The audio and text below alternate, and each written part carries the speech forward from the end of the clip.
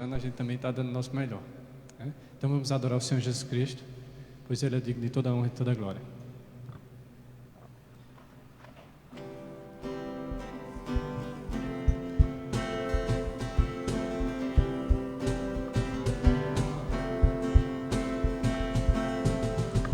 Sobre toda a terra, Tu és o Rei, sobre as montanhas e o pôr do sol, uma coisa só, meu desejo é: vem reinar em mim, Senhor, reina em mim com o teu poder, sobre a escuridão, sobre os sonhos meus.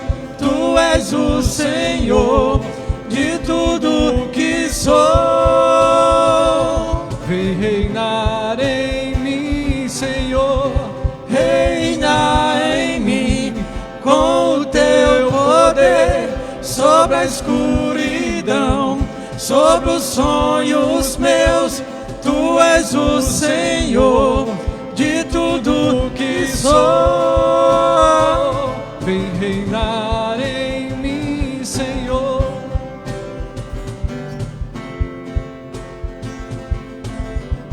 Sobre o meu pensar, tudo que eu falar faz-me refletir a beleza que há em ti.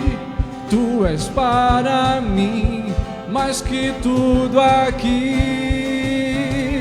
Vem reinar em mim, Senhor, Reina em mim com o teu poder, sobre a escuridão, sobre os sonhos meus. Tu és o Senhor de tudo que sou. vem reinar em mim, Senhor. E a igreja? Reina em mim Sobre a escuridão, Tu és o Senhor de tudo que sou. Vem reinar em mim, Senhor, reina em mim com o teu poder, sobre a escuridão, sobre os sonhos meus. Tu és o Senhor de tudo que sou.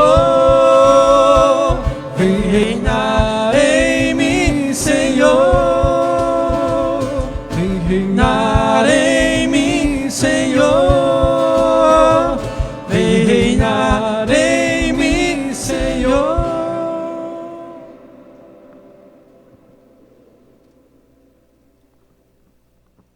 Amém, irmãos, graça e paz da parte do Senhor nosso Deus. Vamos dar início ao nosso culto de louvor e adoração ao nosso Deus nessa noite. E já convido vocês a abrirem suas Bíblias no Salmo 138. Aproveito o ensejo e também cumprimento os amados irmãos que nos acompanham de suas casas, com a gloriosa paz do Senhor Jesus. Que todos tenham uma boa noite e que todos possamos adorar juntamente ao Deus que tanto tem feito por nós. O Salmo 138 é um salmo de gratidão, um salmo que lembra o quanto o Deus é fiel para com as nossas vidas. Diz assim a palavra do Senhor: render-te-ei graça, Senhor, de todo o meu coração, na presença dos poderosos te cantarei louvores. Prostrar-me-ei para o teu santo templo e louvarei o teu nome, por causa da tua misericórdia e da tua verdade, pois magnificaste acima de tudo o teu amor e a tua palavra. No dia em que eu clamei, tu me acudiste e alentaste a força de minha alma. Render-te-ão graça, ó Senhor, todos os reis da terra, quando ouvirem as palavras da tua boca, e cantarão os caminhos do Senhor, pois grande é a glória do Senhor. O Senhor é excelso, contudo, atenta para os humildes. Os soberbos, Ele os conhece de longe. Se ando em meio à tribulação, tu me refazes a vida. Estendes a mão contra a ira dos meus inimigos, a tua destra me salva. O que a mim me concerne, o Senhor levará a bom termo. A tua misericórdia, ó Senhor, dura para sempre. Não desampares as obras das tuas mãos. Amém, irmãos. Louvado seja esse Deus que tanto faz por nós. Louvado seja o Criador que de forma miraculosa tem sustentado nossas vidas. Louvado seja o Senhor a quem nós servimos com amor, não apenas por tudo que Ele fez por nós, não apenas por tudo que Ele ainda vai fazer porque nós assim o cremos, mas nós louvamos esse Deus porque acima de tudo fomos alcançados por sua graça, acima de tudo somos cobertos pela sua misericórdia. Como diz o salmista, Ele não nos deixa desamparados. Quando nós clamamos, quando nós estamos aflitos, quando nós nos rendemos aos pés do Senhor, quando nós chegamos ao altar do Senhor, Ele se alegra em nos abençoar, Ele se alegra em mudar a nossa sorte, Ele se alegra em nos fazer o bem. Esse é o Deus a quem nós servimos. Esse é o Deus que o salmista diz: na presença de todos os povos, na presença de todos os poderosos, eu cantarei os seus louvores. Porque louvor é acima de tudo o derramar de um coração grato, é acima de tudo o reconhecimento do Deus a quem nós amamos, o reconhecimento do quanto Ele tem feito por nós, e mesmo sendo miseráveis, mesmo sendo pecadores, mas o quanto nós somos gratos por isso. Não merecíamos, irmãos, não merecíamos tão grande amor, mas pelo amor que Ele tem a seu Filho Jesus, Ele estende o seu amor para cada um de nós. E nós somos mais do que abençoados, e nós somos mais do que felizes. Clamamos ao Senhor em todos os momentos, falamos com o Senhor em dias de alegria, em dias de tristeza, e em todos os momentos o Senhor escuta a nossa oração, o Senhor enxerga a nossa vida, o Senhor nos vê em nossa particularidade. Louvado seja Deus por isso. Vamos orar a esse Deus. Pai de amor, graças te damos, Senhor, por mais essa rica oportunidade de estarmos em tua presença. Graças te damos, Senhor, pelo teu Santo Espírito que é presente em nossas vidas, que se faz presente em nosso meio e que vai nos guiar durante todo o culto, durante todo o louvor, durante toda a palavra que será ministrada nessa noite, durante a oração que vai ser feita nesse lugar. O teu Santo Espírito é quem vai nos guiar, é quem vai nos orientar. Por isso, Pai amado, ante a tua presença, inicialmente queremos te pedir perdão, porque, Senhor, por muitas vezes nós magoamos o teu Santo Espírito, por muitas vezes nós temos feito coisas que não é o que o Senhor espera de nós. Mas, Pai, por amor a teu Filho Jesus, tem misericórdia de nós, perdoa os nossos pecados mais uma vez, que nós possamos olhar para o teu alto e sublime trono com o coração grato, dizendo: sim, Pai, estou aqui, sou teu filho, e nada mais posso esperar, nada mais posso querer. Por isso, Pai amado, cuida de nossas vidas, cuida do culto que vai ocorrer aqui nesse lugar, Senhor. Não permita que nada, absolutamente nada, venha servir de empecilho para a ministração, para o louvor e exaltação do teu nome. É assim que nós te oramos, é assim que nós te damos graças, em nome de Jesus. Amém. Amém, irmãos. Nós vamos louvar o Senhor e conclamamos vocês também, aqui está em suas casas, louvem conosco. Não percam a oportunidade de derramar o seu coração no altar de Deus. Louvemos ao Senhor.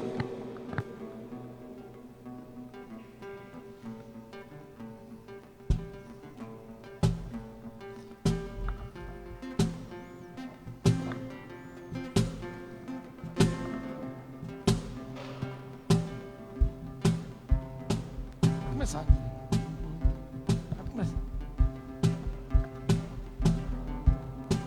Eu olho para a cruz, e para a cruz eu vou, se eu sofrer participar, da sua obra vou cantar. Meu Salvador na cruz mostrou o amor do Pai, o justo Deus.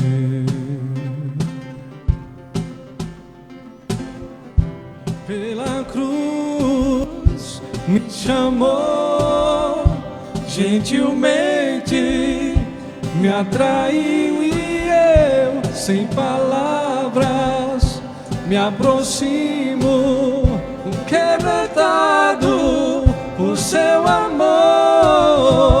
Pela cruz me chamou, gentilmente me atraiu, e eu, sem palavras, me aproximo, quebrantado por seu amor.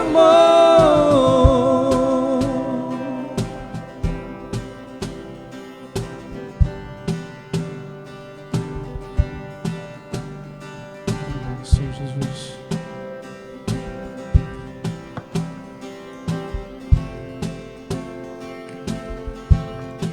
merecida a vida, de graça recebi, por sua cruz, da morte me livrou, trouxe minha vida. Eu estava condenado, mas agora pela cruz eu fui reconciliado.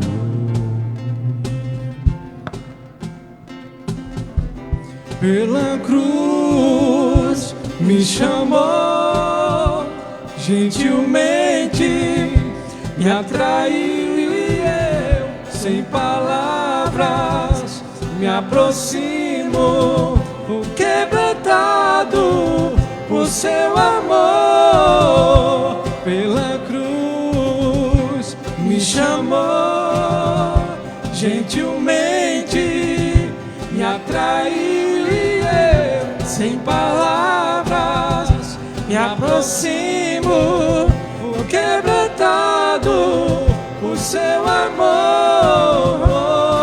Impressionante é o seu amor.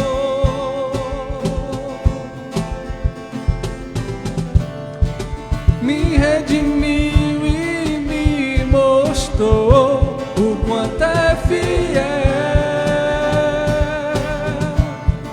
Impressionante é o seu amor. Me redimiu e me mostrou o quanto é fiel.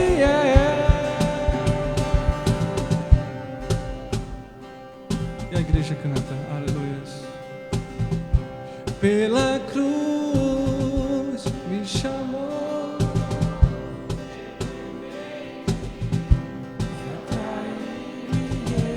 sem palavras me aproximo, quebrantado por seu amor.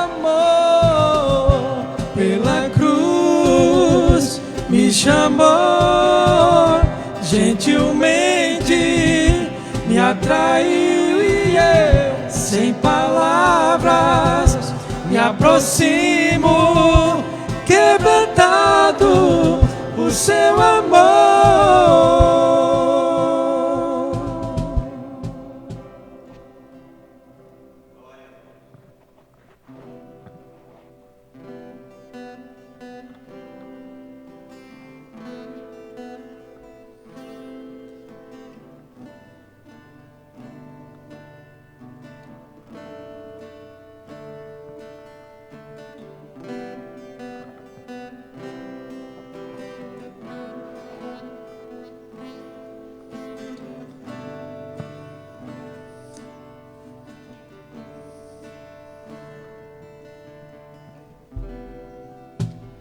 Faltam palavras para expressar o meu amor por ti, Senhor.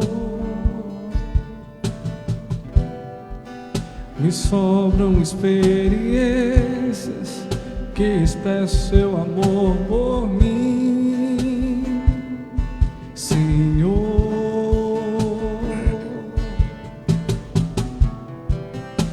Levastes o meu fardo, me perdoando,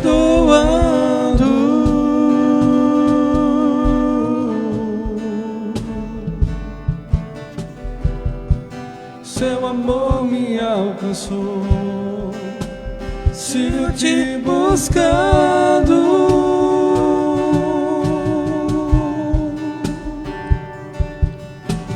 Majestoso, poderoso, Deus eterno, Pai bondoso, incomparável, maravilhoso, tu és.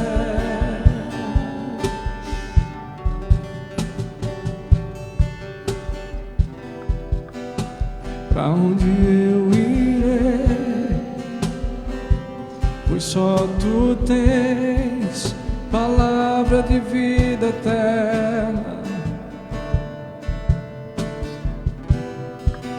Tu sondas meu coração e os teus olhos estão sobre toda a terra.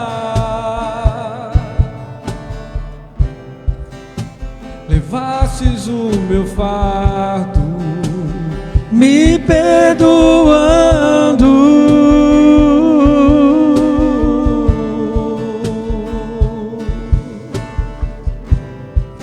seu amor me alcançou. Sigo te buscando.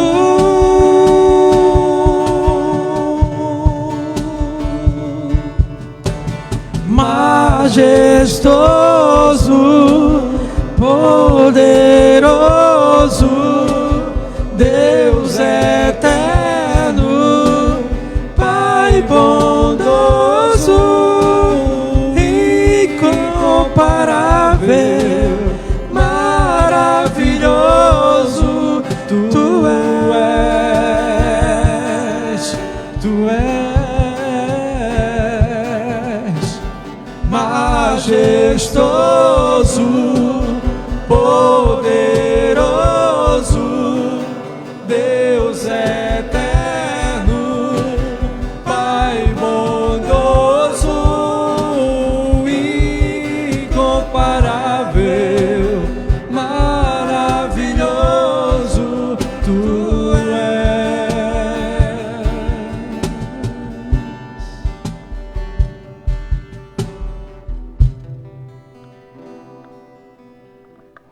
Amém. Glória a Deus.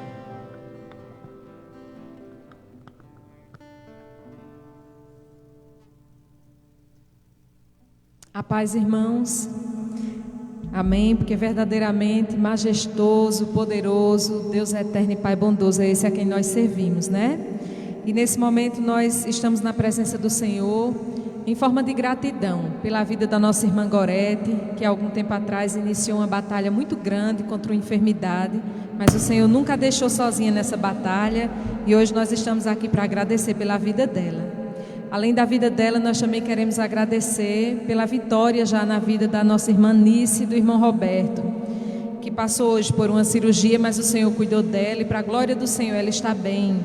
Também pelo irmão, pelo doutor Roberto, que foi acometido de Covid, mas para a glória do Senhor se recuperou e já saiu também do período mais crítico da doença. E tudo isso é razão da gente agradecer a Deus, porque todas essas pessoas estiveram debaixo das mãos do Senhor. Mas nós também temos alguns pedidos de oração nessa noite.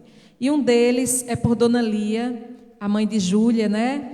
Que os irmãos que estão nos grupos de oração sabem que Dona Lia foi acometida da Covid e infelizmente hoje teve um agravamento e precisou ser entubada. E nós precisamos orar, porque Deus pode reverter aquela situação, inclusive para honrar a fé daquela filha e de toda a família que tem clamado. Além de orar por Dona Lia, continuar orando pelo pai do pastor Lorinaldo, que continua hospitalizado, para que o Senhor Jesus o visite com sua misericórdia e restaure a saúde dele. E além desses, orar também por nossa irmã Elcineide e a filhinha dela, que estão com chikungunya, assim como a Aline, né, de Gustavo, que também está com chikungunya. E apesar de não ser uma doença grave, mas todos que já passaram por ela, como minha mãe terminou de passar, sabe como ela deixa a pessoa maltratada e dolorida, né? Então, irmãos, vamos orar por cada uma dessas pessoas. Fique da forma como você desejar. Gorete tem um pedido?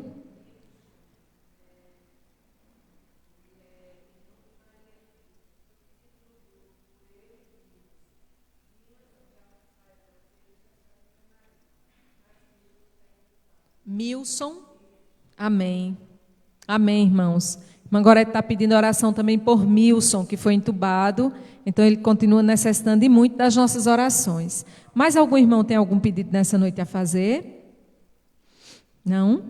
Então, vamos orar ao Senhor. Amém? Querido Deus e amado Pai, mais uma vez, Senhor, nós queremos Te dar graças por estar em Tua presença, por estar em Tua casa nessa noite, por mais um dia de vida que o Senhor concedeu a cada um de nós, nos permitindo, Senhor, viver e estar agora à noite em Tua casa, ou aqueles que estão em casa também Te cultuando e exaltando o Teu nome. Pai querido, nessa noite o nosso coração se enche de gratidão, porque nós somos um corpo, e quando um membro sofre, o outro sofre também. E quando ele se alegra, nós nos alegramos. E nós sofremos com Gorete ao longo desse período de tratamento. E hoje nós nos alegramos com ela, pela grande vitória que o Senhor tem dado à tua serva, dia após dia. Pai querido, nós também queremos te agradecer por tuas bênçãos derramadas sobre a vida de Nice e de Dr. Roberto. Pai Santo, continua cuidando da tua serva especialmente, que ainda terá que esperar o resultado da biópsia, mas que tudo esteja, Pai, debaixo da Tua vontade. E assim como o Senhor já agiu na vida da irmã Nice, continue agindo, Pai. Obrigada pela vida de todos esses. Mas nós também queremos Te apresentar a vida de Dona Lia, Pai. Queremos Te apresentar a vida daquela mulher, queremos Te pedir que nesse momento o Senhor a visite naquela UTI onde ela se encontra. Que o Senhor possa visitar Milton na mesma situação em que Dona Lia se encontra, ambos entubados. Certamente com seus familiares, extremamente perturbado, com o coração angustiado, Pai. E nesse momento nós Te pedimos por Milson, por Dona Lia, que o Senhor os visite, que o Senhor sopre o fôlego de vida naquele pulmão, Pai, que volte a fazer a função que eles naturalmente foram feitos para fazer. Tende misericórdia deles, Pai. Restaura a saúde deles, para que o Teu nome seja glorificado, para que as famílias dessas pessoas, para que os amigos dessas pessoas possam ver o Teu agir e entender que foi o Senhor Jesus que fez isso e não o homem. Então cuida, Jesus, de cada um deles. Como da mesma forma nós Te pedimos pelo pai do pastor Lourinaldo, aquele Senhor já de tanta idade, e que agora já com o corpo debilitado, com o organismo debilitado, tem que lutar contra esses problemas de saúde que ele tem enfrentado. Mas Tu és o Deus que renova as forças, Tu és o Deus que sustenta, que traz de volta, traz à existência as coisas que não existem. Pai amado, regulariza aquele corpo, muda a situação em que o Teu filho se encontra, traz de volta, Senhor Deus, o ânimo, a saúde e o vigor para ele, para que se for de Tua vontade, Pai, para a glória do Teu nome, ele em breve possa voltar para a sua casa, para o seio da sua família. Nessa noite, nós também queremos Te apresentar a nossa irmã Elcineide, sua filhinha, e a nossa irmã Aline, que estão em casa, e todas elas, Pai, sentindo dores no corpo por conta dessa enfermidade. Mas, Jesus, Tu és o Deus dos grandes milagres, e essa enfermidade para o Senhor não é nada. Então, cuida da saúde das Tuas filhas, Pai, que elas possam ser restauradas, e que logo, logo, Pai, elas possam estar bem, voltando às suas atividades normais em casa e na Tua casa também. Cuida delas, Pai. Assim como eu Te peço que o Senhor cuide de cada um dos irmãos que estão aqui na igreja, daqueles que nem fizeram pedido porque não lembraram ou porque preferiram contar diretamente a Ti. Cuida, Senhor, de cada um, porque Tu conheces a necessidade e o desejo do coração de cada um. Visita também cada um dos irmãos que estão em suas casas nessa noite. Que a Tua presença, Pai, possa ser constante nesses lares e nessas vidas. Que o Senhor Jesus possa socorrer e visitar cada um na sua necessidade.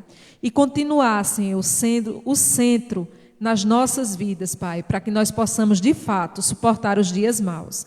Então, sê conosco, Pai, continua nos abençoando nesse restante de culto.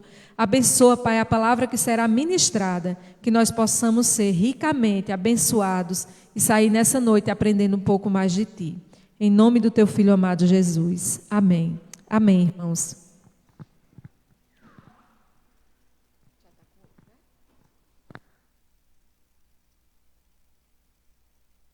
Amém, amados. Graça e paz.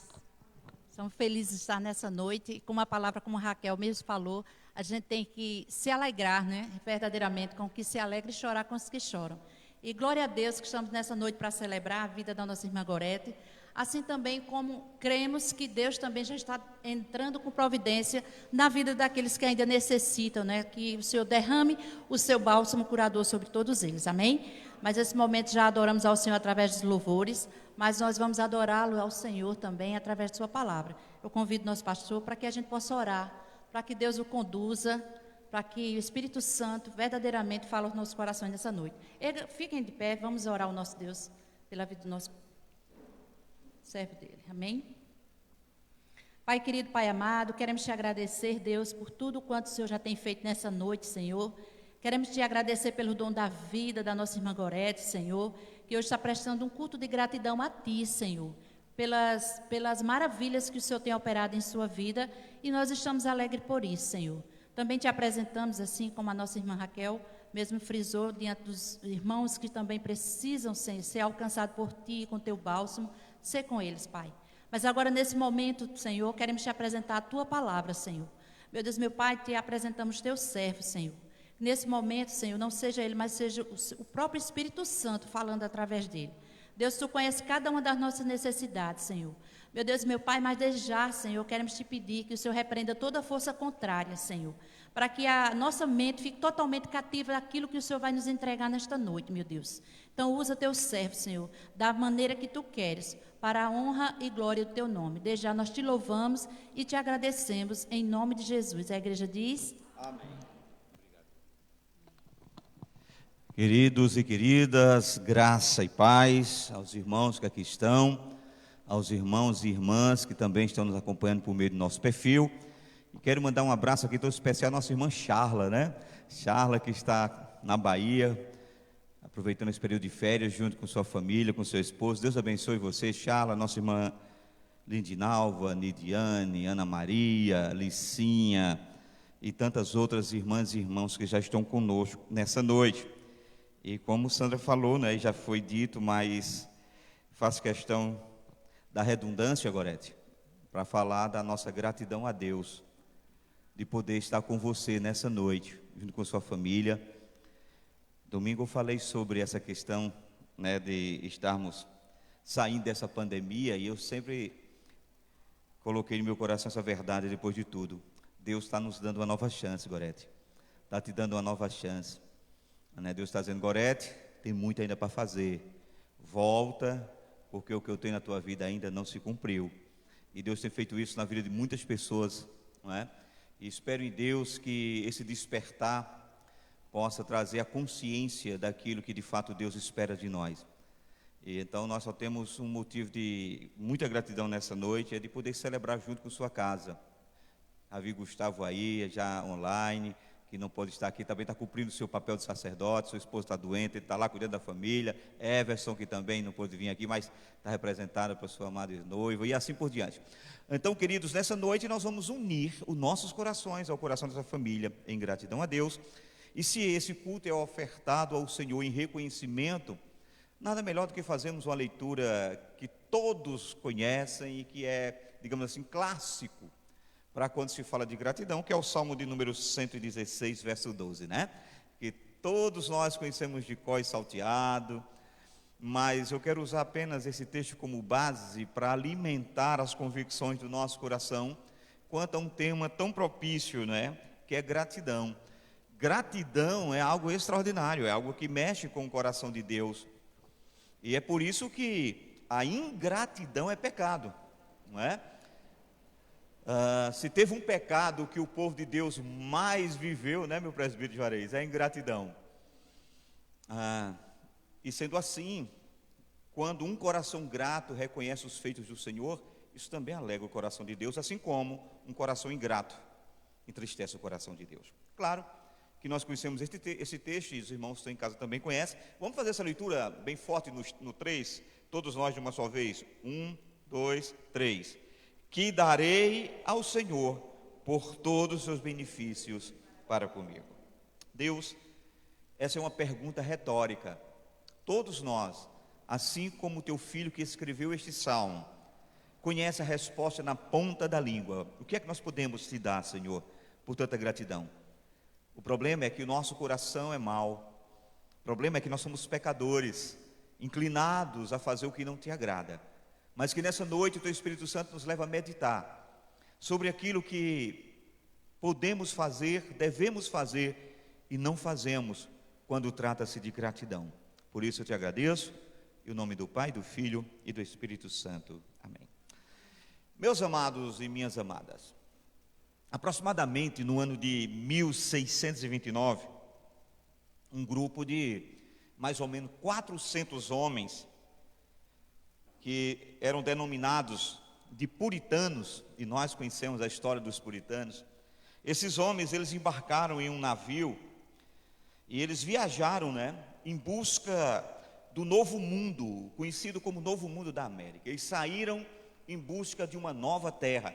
400 homens conhecidos e chamados de os puritanos. Eles fretaram o navio para fazer suas viagens. Eles venderam tudo que eles tinham, na verdade, para, junto com as suas famílias, eles partirem rumo à América, Totalmente desconhecida a América para eles, mas eles fizeram isso buscando, na verdade, um objetivo. Qual era o objetivo? Era fundar, criar uma nova colônia, E eles fizeram isso, e essa nova colônia que eles criaram, eles chamaram de Nova Inglaterra.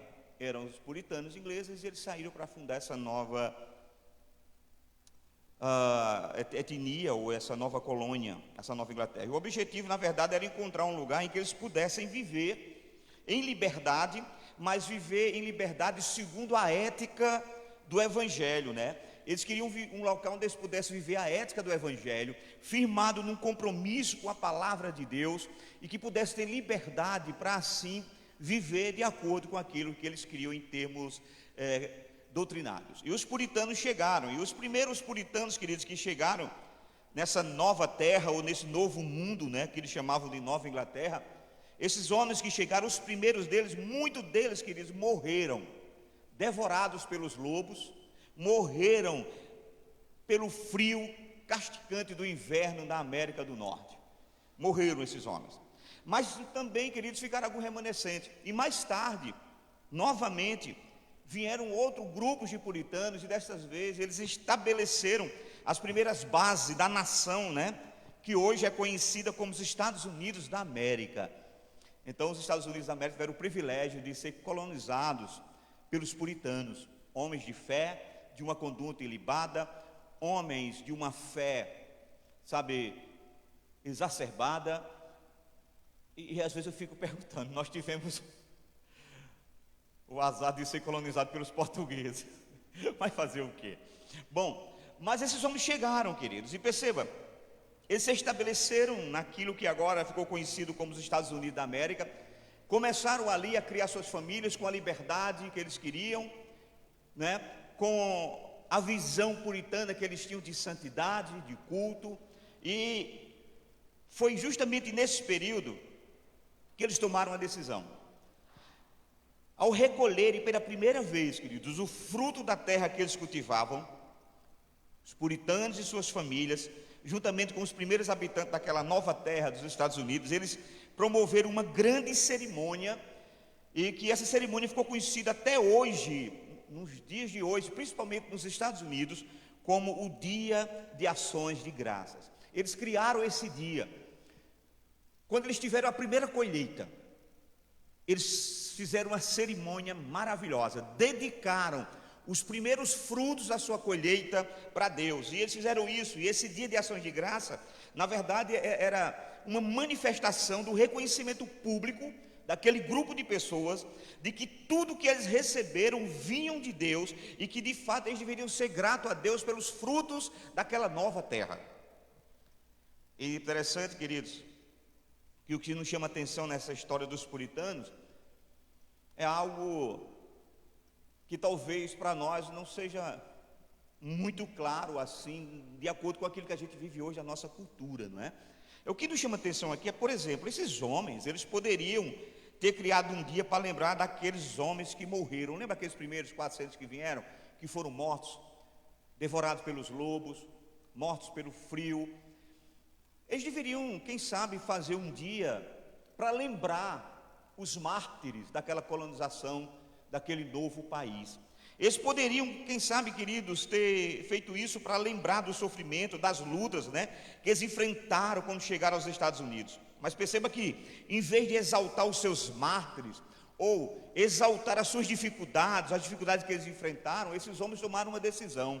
Eles criaram um dia para expressar sua gratidão a Deus por todas as bênçãos recebidas. Ora, isso é gratidão. Gratidão e reconhecimento de que Deus abençoou o fruto de suas mãos naquela terra nova. Eles não se preocuparam e não quiseram trazer a sombra dos seus mártires como, quem sabe, uma lembrança, porque eles entendem que mais importante do que o sacrifício, do que todas as lutas que eles enfrentaram, eram as bênçãos de Deus que havia chegado na vida deles. E pela primeira vez eles escolheram, plantaram, colheram e dedicaram esse dia ao Senhor. Isso é gratidão. Gratidão, queridos. E por isso, nessa noite, eu gostaria de começar essa mensagem, sabe, definindo o que seria gratidão. Bom, se eu pegar uma definição dos dicionários, todos eles vão trazer a mesma coisa, as mesmas palavras, os mesmos sinônimos. Vão dizer que gratidão, na verdade, é o ato de reconhecimento de uma pessoa por alguém que lhe prestou um benefício, por alguém que lhe prestou um auxílio, o seu reconhecimento por alguém que lhe prestou um favor. Isso é reconhecer, é o ato de cada um de nós reconhecermos que alguém fez algo em nosso favor e para o nosso benefício. Então eu sou grato. Então, quando nós falamos em gratidão em termos etimológicos, o termo da palavra, dos dicionários, é isso que é gratidão. Mas gratidão tem algo extraordinário, é que ele se demonstra mais nas ações do que nas palavras.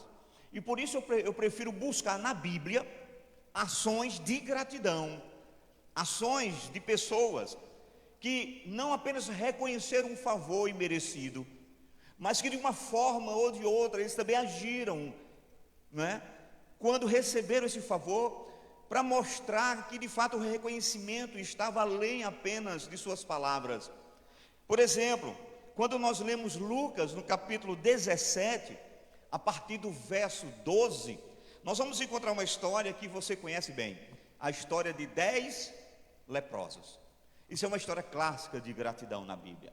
Nós vamos encontrar, queridos, a história desses 10 homens que eram leprosos, e nós bem sabemos isso, apenas trazendo à sua memória, que a lepra era uma doença amaldiçoada naqueles dias. A lepra era sinal de maldição, era sinal de que alguém estava sendo amaldiçoado por Deus. Então, queridos, um leproso, ele era excluído do convívio com as pessoas, ele não podia mais morar junto com sua família. Se alguém adquirisse a lepra, ele saía de casa, deixava todos os seus bens, deixava sua família, e esses homens não tinham mais direito a nada, quer dizer, eles eram expulsos da cidade.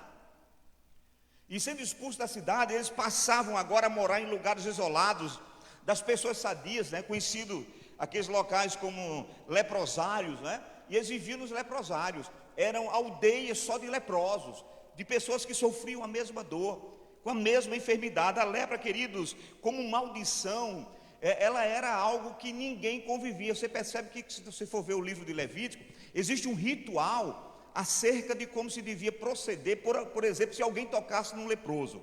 Existe um ritual de purificação, não é? Então, perceba, eles viviam nessas aldeias, nesses leprosários. Interessante que o texto bíblico diz que Jesus vinha caminhando, e de repente, 10 leprosos vão de encontro a Jesus. Eles iam de encontro ao Senhor, e quando eles veem Jesus Cristo, eles começam a gritar em alta voz, e eles gritam, queridos, e o desejo do seu coração é um só. Qual é o clamor daqueles homens? Eles gritam: mestre, compadece-te de nós. E algumas traduções está: mestre, tem compaixão de nós. Queridos, interessante aqui, eu vou fazer aqui uma observação, que o texto nos diz que eram 10 leprosos. Por que 10, né? Por que não 5? Por que não 6? 4, 3, 2, 1? Por que 10? Alguns historiadores dizem que esse número 10 aqui, ele é importante, porque o número 10 na Bíblia, queridos, é um número que significa, de forma simbólica, a totalidade. 10 significa o todo, não é?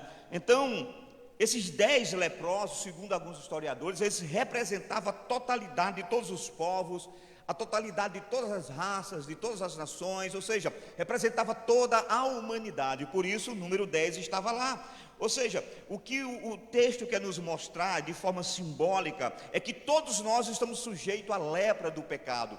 Por isso o número 10, que representa a totalidade. Essa é uma doença, o pecado, queridos, que de fato une judeus e samaritanos. Perceba que desses 10 não eram só judeus, tinham samaritanos no meio, havia outras pessoas, não apenas judeus.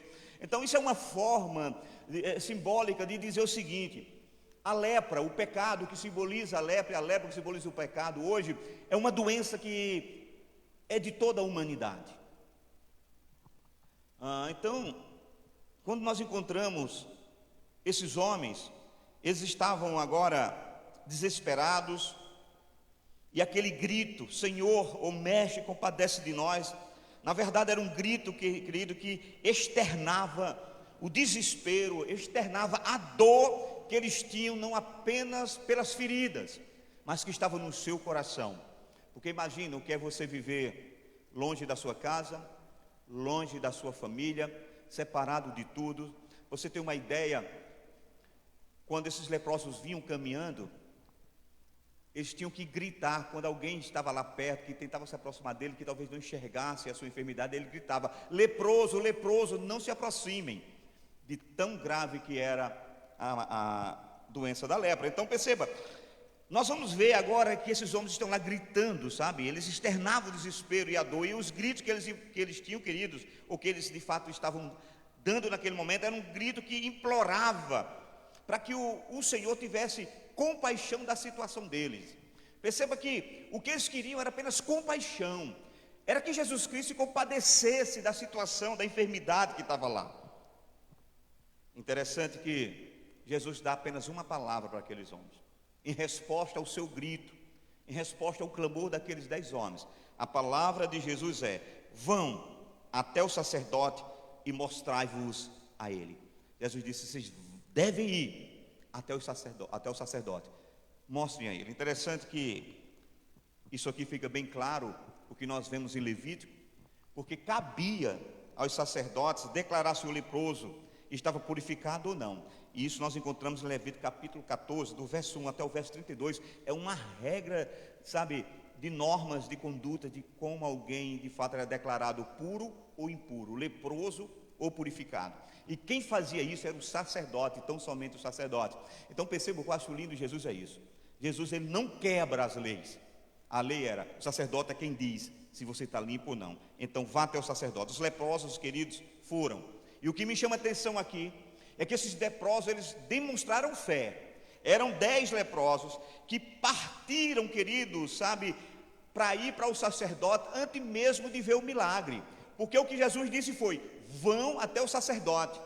E eles foram caminhando, e eles foram baseados na fé, porque eles não ficaram curados de imediato. E quando o leproso, ou os leprosos, eles iniciam aquela viagem até o lugar onde estava o sacerdote, os milagres foram acontecendo. Eu não sei como, eles começaram a perceber que um após outro começaram a ficar curados daquela doença, começaram a ficar limpos. A pele, que era uma chaga só, começou a ficar, quem sabe, como pele de bebê. As feridas, que de fato eram feridas mal cheirosas, começaram a secar enquanto eles caminhavam. O texto não nos diz quanto tempo eles levaram, ou até que ponto da viagem eles foram curados. A questão é que começaram a ser curados, e de repente um desses 10 começa a ter noção do que estava acontecendo, noção do milagre que estava acontecendo. E agora, queridos, perceba, mesmo eles estando distante do lugar onde Cristo estava, um daqueles agora decide, resolve voltar ao encontro de Jesus, para expressar agora a Jesus a sua gratidão. Um deles olhou e disse: espera aí, eu não estou mais cheiroso, eu não estou mais leproso, não há mais feridas no meu corpo, eu preciso voltar. Não importa onde eu esteja, o texto não diz se eles estavam horas ou dias do caminho, se eles estavam mais perto do sacerdote, ou quem sabe mais distante de Jesus. O texto não nos diz. O texto diz que um homem desses 10 decidiu voltar. Perceba que por mais que pareça algo aqui que mostre que esse homem quebrou uma regra, porque a regra era ir até o sacerdote, ele não quebrou essa regra de ir até o sacerdote porque ele percebeu nele a cura. Os outros ficaram mais preocupados em receber do sacerdote, quem sabe o veredito: você está curado da sua enfermidade. Mas aquele homem entendia que existe algo maior do que apenas a cura da enfermidade. Existe a cura da alma. E perceba que esse homem ele volta para Jesus. E quando ele chega agora, sabe, queridos, diante do Senhor, sabe, o Senhor reconhece o benefício, melhor, ele reconhece o benefício que ele tinha recebido, e o texto diz que ele volta. E há um detalhe que o texto vai dizer: e este que voltou era um samaritano. Nós já sabemos a história dos samaritanos. Os samaritanos eram um povo que os judeus não gostavam porque era uma raça mestiça. Os samaritanos se contaminaram com os cultos a outros deuses quando estavam no deserto, e na invasão do Reino do Norte, eles decidiram ficar e fazer parceria, né, com aqueles invasores, casados, dando em casamento. Então, para um judeu, um samaritano era um grupo de pessoas que traiu a fé, vamos usar essa expressão, a fé judaica. E o texto diz: esse homem era um samaritano que voltou. Por que esse detalhe? Queridos, perceba, quando o texto diz que esse era um samaritano, é para mostrar justamente uma coisa que por vezes nós esquecemos. O pecado, como eu disse para vocês, une todos nós num pé de igualdade. Todo homem é pecador. Há os pecadores justificados por Cristo e os pecadores não justificados por Cristo. Mas nenhum ser humano na terra pode dizer que não tem pecado. Todos nós somos pecadores. E esse samaritano volta para mostrar, queridos, que o reconhecimento, por vezes, parte mais daqueles que a gente chama às vezes de ímpio, do que daqueles que nós chamamos de cristãos. Quantos cristãos que não reconhecem o que Deus fez?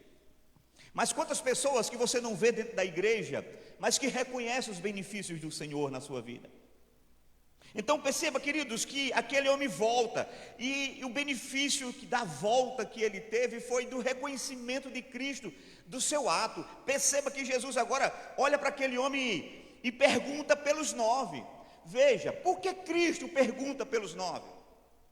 Porque Cristo sabe, porque a ordem dada por meio de Cristo é: vocês têm que ir até o sacerdote. Eram os 10 iam receber a cura, mas somente um voltou. E perceba, queridos, que Jesus pergunta: onde estão os outros 9? Ou seja, os outros 9 souberam receber a bênção, mas os outros 9 não souberam agradecer a Deus. Mas um soube o que era gratidão.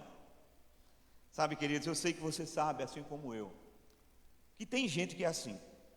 Muita gente só sabe receber de Deus. A gente brinca, são daqueles que só quer: venha nós, o vosso reino nada. Tem muita gente que é assim, queridos, mas nós precisamos entender que é importante agradecer a Deus. Por isso nós estamos aqui hoje, porque a nossa irmã reconheceu. Isso é reconhecimento. Ela poderia muito bem estar em casa e dizer simplesmente: obrigado, Deus. Mas a ação, a atitude de reconhecimento se mostra aqui. Eu quero agradecer a Deus. Essa é a expressão do coração da nossa irmã, assim como daquele homem. Então perceba, Jesus pergunta, queridos, porque aqueles que não souberam, sabe, agradecer a Deus, mexeram com o coração de Deus no que diz respeito à ingratidão. Por isso o Senhor pergunta. Talvez, se nós fôssemos parafrasear a pergunta de Jesus, seria o seguinte: onde estão os 9 ingratos que não voltaram com você para agradecer? Jesus pergunta, mas perceba que Jesus perguntou por aquele que não soube voltar para agradecer, mas ele elogiou a atitude daquele que volta. Ele elogia aquele que volta. Então ele entende que aqueles que não voltaram eram ingratos, mas houve uma gratidão no coração de um que voltou, e esse coube ao Senhor um elogio, muito mais do que um elogio. Tem uma coisa aqui que me chama a atenção. O verso 17, melhor, 18 e 19 do capítulo 17, que nós estamos estudando, diz assim: não se achou quem voltasse para dar glória a Deus, senão esse estrangeiro? Essa é a pergunta de Jesus. Agora veja o que diz o verso 19. E disse-lhe, olha só, levanta-te e vai, a tua fé te salvou. Isso faz toda a diferença. Perceba, ele voltou de onde estava, em reconhecimento, se prostrou diante do Senhor em reconhecimento, porque o texto diz, levanta-te. E ele recebe muito mais, queridos, do que a cura do corpo. Ele recebe a salvação. E esse verso, queridos, ele dá margem. Sim, margem para que possamos, quem sabe, concluir que os outros 9 leprosos, eles receberam apenas a cura da sua enfermidade. Eles não receberam a salvação. Dá margem para a gente fazer isso. Porque Jesus Cristo vai dizer apenas para um: levanta-te, a tua fé te salvou. Os outros 9 não ouviram isso do Senhor. Talvez os outros 9 tenham escutado do sacerdote: vocês estão puros, voltem para casa, voltem para sua família, voltem para suas vidas, voltem com a bênção da cura do corpo. Mas eles continuam mortos na alma, porque a ingratidão faz isso, mata a alma. Então, queridos, perceba, isso aqui é um exemplo clássico de gratidão bíblica. Mas eu quero dar um segundo exemplo. O segundo exemplo que eu quero falar para vocês também se encontra em Lucas, só que um pouquinho antes, capítulo 7. Nós conhecemos demais esse texto. Lucas capítulo 7, verso 36, conta uma história que Jesus está numa casa de um fariseu chamado Simão. Jesus entra naquela casa e o texto diz que ali uma pecadora faz algo que chama a atenção de todos aqueles que ali estavam. O texto diz que ela lava os pés de Jesus com suas lágrimas. Diz que essa pecadora enxuga os pés do Senhor com seus cabelos, e que depois que ela lavou com as suas lágrimas os pés do Senhor, que enxugou com os seus cabelos os seus pés, ela ungiu os pés do Senhor com um perfume caríssimo, um nardo caríssimo, que possivelmente, queridos, ela tinha comprado, quem sabe, com os seus poucos recursos financeiros que tinha ganhado com tanto sacrifício, já que nós estamos falando numa época em que a mulher não tinha a abertura que ela tem hoje. Sabe, queridos, esse perfume era algo precioso. Os historiadores dizem que esse perfume ele era usado, o nardo, para ser colocado na cama, no leito das núpcias. As mulheres guardavam esse perfume e no dia do casamento, na hora das suas núpcias, elas derramavam esse perfume sobre sua cama. Essa mulher, ela tomou uma atitude. Ela lavou os pés do Senhor com lágrimas, ela enxugou os pés de Jesus Cristo com seus cabelos, e depois ela pegou tudo que ela tinha de mais precioso, que aquele perfume, quebrou nos pés do Senhor Jesus. E claro que naquela sala muitos reprovaram a atitude dessa mulher. Interessante, porque até o ato de gratidão de algumas pessoas causa transtorno na vida do ingrato, né? Alguém disse: isso é um estrago, né? Por que essa mulher vai quebrar esse perfume tão caro? Por que ela não vende, faz cesta básica e distribui com os pobres? Por que ela não vendeu esse perfume e deu aos pobres? Aí Jesus Cristo, eu acho lindo que Jesus Cristo vai e dá uma resposta. Diz: olha, os pobres vocês sempre têm com vocês, a mim não, vocês nem sempre terão com vocês. O que essa mulher estava fazendo era preparando o corpo de Jesus para ser embalsamado, porque Jesus Cristo iria morrer, e era uma preparação. Lembram que quando as mulheres foram para o túmulo, naquele dia em que Jesus Cristo ressuscitou, elas foram levando especiarias, perfumes, inguetos, para colocar no corpo de Jesus. A mulher fez isso antes. Então, queridos, perceba,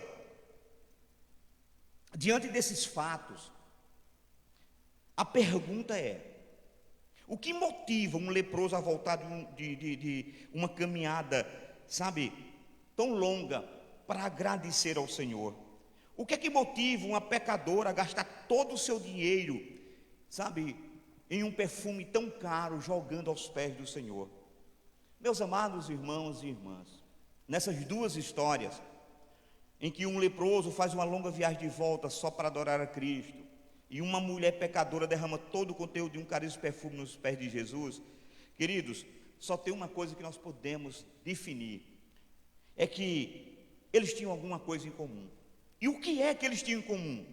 E a resposta é uma só. O que esses dois personagens tinham em comum era um coração profundamente grato ao Senhor. Esses são exemplos clássicos, queridos. Eles tinham consciência do que de fato havia recebido de Deus. Eles não se esqueceram do seu passado, não se esqueceram da lama onde eles estavam, não se esqueceram da desonra que os perseguia. Eles, sabe, queridos, não se esqueceram do ato de misericórdia que receberam do Filho de Deus. E por isso eles expressaram sua gratidão com atitudes, com gestos, que por vezes, queridos, é estranho ao olho daquele que não é grato. Talvez alguém estranhe. Por que Coreia está dando esse culto de ações de graças? Por que isso? Porque alguém oferece um culto de ações de graça. Isso é um profundo reconhecimento do coração daquele que assim o faz. Esses personagens mostraram isso, queridos. É a gratidão que faz com que aquele leproso faça uma longa viagem de volta para encontrar Jesus e adorá-lo. É a gratidão que faz isso, somente a gratidão, porque só um voltou, só um tinha um coração grato. Os outros preferiram caminhar, viver as suas vidas e esquecerem que alguém lhe abençoou. Eu quero é a bênção. Quantas pessoas não estão assim, doido pela bênção do Senhor, mas compromisso com Deus não. Quero a bênção. Eu quero é que venha a bênção. Agora, compromisso é meio complicado. Quantas pessoas, queridos? Porque é isso, é a gratidão que faz com que uma pecadora se prostre aos pés de Jesus e lave os seus pés com as suas lágrimas, que seque os seus pés com os seus cabelos e que derrame um perfume caro sobre os seus pés. É somente gratidão. Não existe outra resposta. É a gratidão, queridos, que faz com que, por exemplo, a nossa irmã Goreta esteja aqui oferecendo esse culto de ações de graça, que você esteja aqui, que nós ofertamos ao Senhor, ou ofereçamos ao Senhor a nossa gratidão, reconhecimento. Não tem outro motivo. Qual seria o outro motivo, se não gratidão? Há uma frase do apóstolo Paulo que eu particularmente gosto muito. E nós conhecemos, quando ele escreveu a sua primeira carta aos Tessalonicenses, capítulo 5, verso 18. Em tudo, vamos repetir, vamos dizer todos nós juntos, vamos lá? Em tudo, dai graças, porque esta é a vontade de Deus em Cristo Jesus para convosco. Em tudo, dai graças. Em tudo, dai graças. É importante examinarmos, queridos, melhor o que significa a palavra tudo nesse texto. O que Paulo está dizendo aqui, queridos, é que em todas as circunstâncias, sejam elas boas ou não, sejam elas prazerosas ou não, nós precisamos aprender a dar graças ao Senhor. Paulo nos ensina, queridos, isso quando ele escreve aos Filipenses no capítulo 4, a partir do verso 11, um texto bastante conhecido. Paulo diz: eu aprendi a viver contente em toda e qualquer situação, tanto ser estar humilhado como também ser honrado. De tudo e em toda circunstância já tenho experiência, tanto de fartura como de fome, assim de abundância como de escassez. Tudo posso naquele que me fortalece. Mas eu aprendi a viver contente em todas as coisas. O que nós percebemos é que uma pessoa grata é uma pessoa feliz. Pode perceber, uma pessoa que reconhece Deus em tudo, ela é eternamente feliz. A gente é feliz, a gente sabe que tudo é Deus, as boas coisas e as más coisas, aquilo que é bom, aquilo que a gente sabe que é Deus. A gente não consegue ficar triste quando nos vem a enfermidade, a gente não consegue ficar, queridos, sabe, murmurantes quando vem a luta. A gente sabe que Deus está no controle. Então é justamente isso, queridos, e esse é o nosso desafio hoje, em pleno século 21, esse é o nosso desafio hoje, em plena pandemia, é dar graças em tudo. Veja, vou fazer só uma ilustração aqui, talvez você tenha assistido um filme, que passou há muito tempo, né? É bom que quem assistiu vai entregar a idade. O filme conta a história de um náufrago, por nome Robinson Crusoe. Quem assistiu?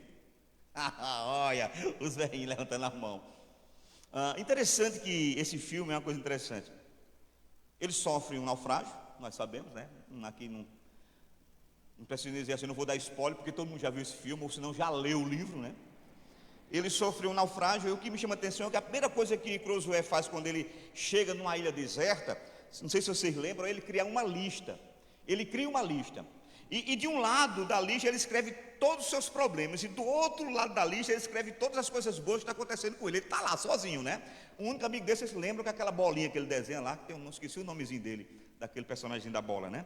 Bom, então, em um lado ele escreve todos os seus problemas. Por exemplo, de um lado ele botou: eu não tenho roupa alguma. Era uma verdade, ele perdeu tudo no naufrágio. Mas do outro lado ele colocou: mas o tempo está quente e eu estou só e não preciso de roupa. Do um lado ele colocou, né, escreveu: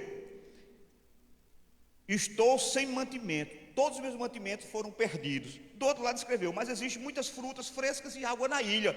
Ou seja, assim, queridos, ele vai preenchendo essa lista de um lado e do outro, mostrando uma coisa não muito favorável, mas uma coisa boa. Isso é um exercício para nós, queridos, porque é justamente isso que nós precisamos entender isso. Qual é a moral disso aqui? É que ao preencher a sua lista, Robson Crusoe, ele descobriu que para cada aspecto negativo de uma situação, havia outro positivo pelo qual ele deveria ser grato. É isso que às vezes falta. A gente precisa da nossa lista, para que quando a gente olhe e diga isso aqui não está sendo favorável, a gente veja a graça de Deus. É isso que a Bíblia diz: com cada luta vem um livramento, com cada problema vem a bênção, e nós só somos vitoriosos porque houve problema aqui, mas a bênção estava preparada aqui, a vitória estava aqui. Então, queridos, essa é a moral. É possível que de fato possamos nos sentir, quem sabe, em uma ilha do nosso desespero, em meio à ilha das nossas lutas, no meio da ilha das nossas enfermidades, e talvez seja esse o momento de criar também a nossa lista de bênção. Por que a gente valoriza mais os dias ruins? Porque eles são poucos na nossa vida. Se você só perguntar assim: lembre aí de um dia ruim, você vai vir logo e na sua mente vem um dia que você teve um problema que não foi muito agradável. Agora diga assim: lembre das coisas boas. São tantas coisas boas que você tem dificuldade de lembrar de uma. Então, queridos, essa é a questão que nós precisamos perceber. Há quanto tempo nós não paramos para agradecer a Deus, né, queridos? Há quanto tempo nós não paramos para ter uma expressão de gratidão a Deus pelos benefícios que nós temos recebidos? Por isso que o texto nunca deixa de estar em voga: que darei eu ao Senhor por todos os seus benefícios para comigo. Que é que eu vou dar ao meu Deus, né, queridos? Então, queridos, é isso que Paulo diz: em tudo dai graças. Então, lembre-se, queridos, que sempre há algo bom para compensar uma situação difícil em nossas vidas. Sempre há algo bom. Deus nunca permite que seus filhos sofram além daquilo que de fato possamos suportar. Não. Sempre Deus coloca aquilo que a gente pode suportar. Então, eu acho que chegou a hora de nós pararmos, viver enxergando a maneira a vida de maneira assim, quem sabe amarga. A gente só consegue ver o lado ruim das coisas. Há gente que não consegue enxergar as coisas boas. Às vezes eu me pego falando com pessoa bem próxima minha, íntima mesmo, né? Às vezes eu digo: rapaz, será possível que não consegue dizer assim: graças a Deus, hoje estou bem, graças a Deus, as coisas estão melhor. Sempre tem um porquê de dificuldade, um porquê que a vida não está boa, uma murmuração, uma reclamação, não consegue estar plenamente satisfeitas. Então, queridos, nós temos que entender isso, nós precisamos fazer isso.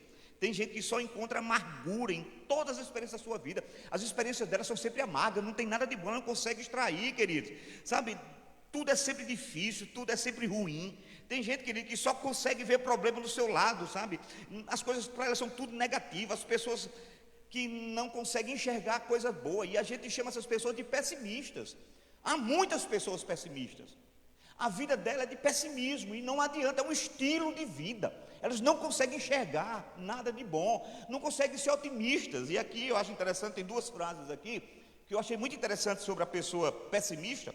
Uma é de um ex-presidente da nossa república, Juscelino Kubitschek, né, que fundou Brasília. Juscelino Kubitschek disse uma coisa interessante. Ele diz: o otimista pode até errar, mas o pessimista já começa errado. Não é assim? O pessimista já começa com tudo errado. A outra frase é de um teólogo chamado Winston. Winston disse o seguinte: o pessimista vê dificuldade em cada oportunidade, o otimista vê oportunidade em cada dificuldade. Essa é a diferença. É que nós precisamos enxergar nas oportunidades, queridos, aquilo que Deus está nos dando, sabe, para que a gente possa viver. Dificuldade é uma oportunidade para a nossa vitória, para a gente crescer como ser humano. Então, queridos, a minha pergunta é: será que não está na hora a gente mudar esse conceito? De nós cristãos sermos mais otimistas, de vivermos mais na expectativa da gratidão mesmo a Deus. Está na hora, querido, de pedir a Deus que tire de nós, sabe, essa tendência que nós temos de ser negativos e pessimistas.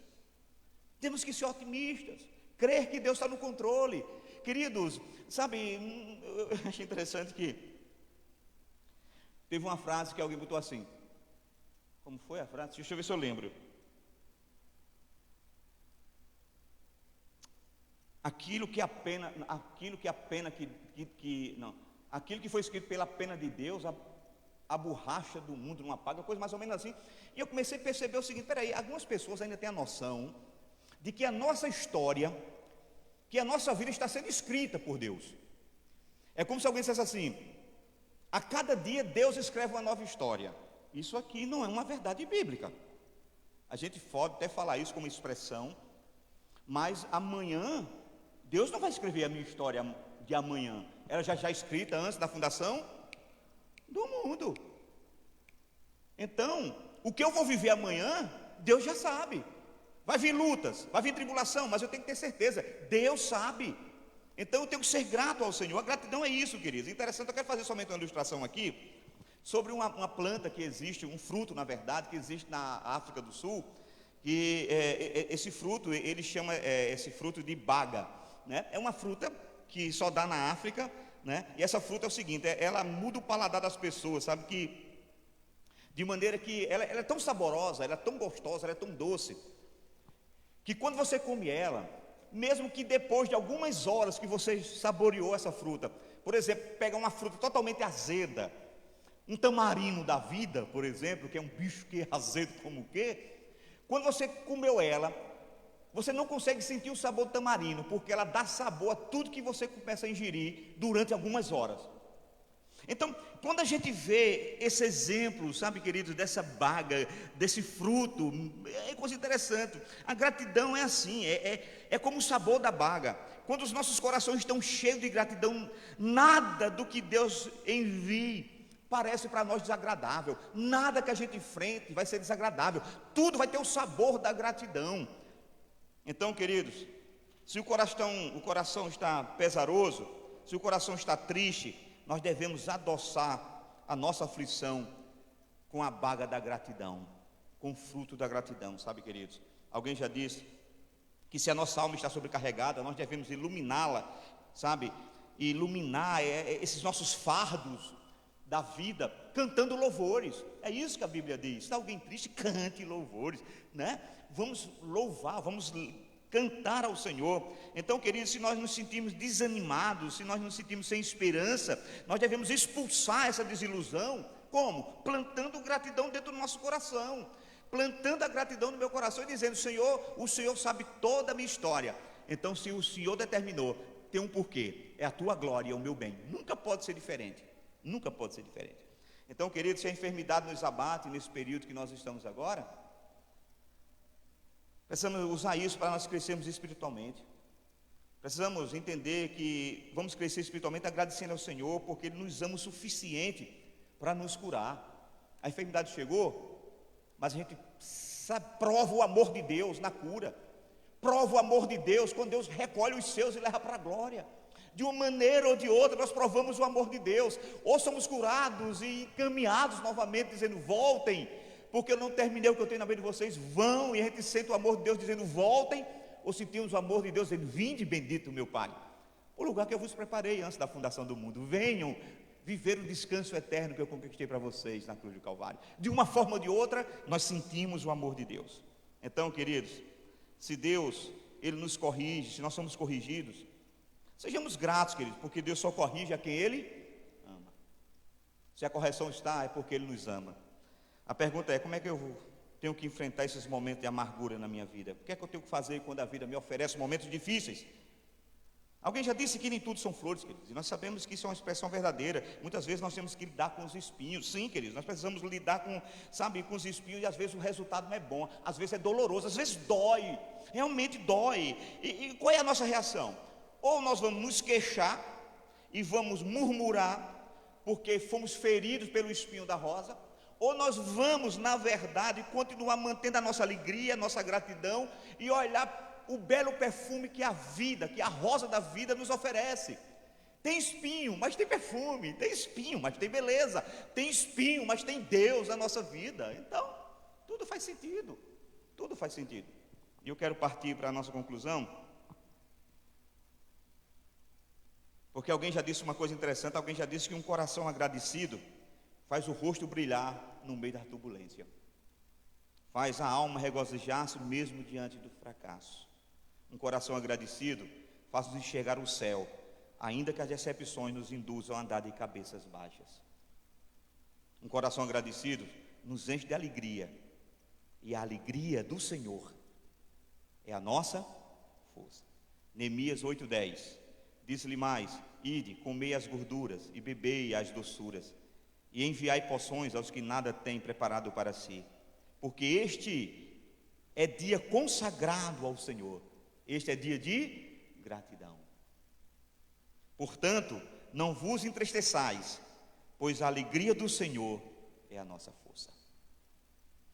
Por isso, queridos, nós temos como lição prática para nós. O que é que nós temos que fazer? Nós temos que conservar nossa gratidão, conservar a gratidão em nosso coração, queridos, porque ela deve ser a baga daquela fruta da África, assim como a baga é para os africanos. A gratidão deve ser para nós, ela tem que tornar a nossa vida com mais sabor, mesmo que a vida nos ofereça um tamarino da vida, mas a graça, a baga do Senhor faz com que eu possa degustar aquilo, dizendo: louvado seja Deus, glorificado seja o nome do Senhor. Eu não sinto a amargura, a dor daquilo que o mundo me oferece. Eu prefiro sentir o sabor da gratidão a Deus, num coração grato.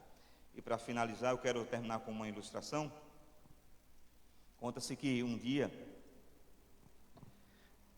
apareceu uma pequena abertura, num daqueles casulos que a largata faz quando se torna borboleta. E diz que um homem assentou-se e ficou observando aquela borboleta por várias horas. A borboleta se esforçava, para fazer aquele buraco, e ela queria passar com o seu corpo no meio daquele buraquinho, mas o buraco era muito apertado, era pequeno, e em um dado momento ele olhou e ele teve a impressão que aquela borboleta parou de se esforçar. Ele olhou e parece que aquela borboleta havia parado de fazer qualquer esforço.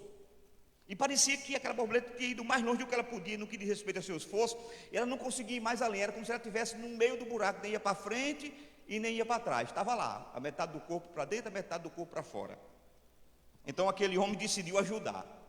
Foi o que ele fez: pegou uma tesoura, cortou o restante do casulo daquela borboleta.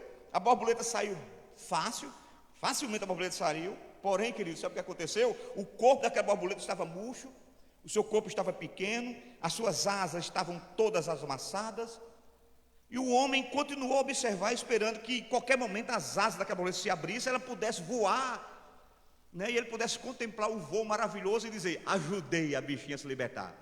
Isso não aconteceu. Não aconteceu. Na verdade, a borboleta passou o resto de sua vida rastejando com o corpo murcho e com suas asas totalmente atrofiadas, totalmente encolhidas.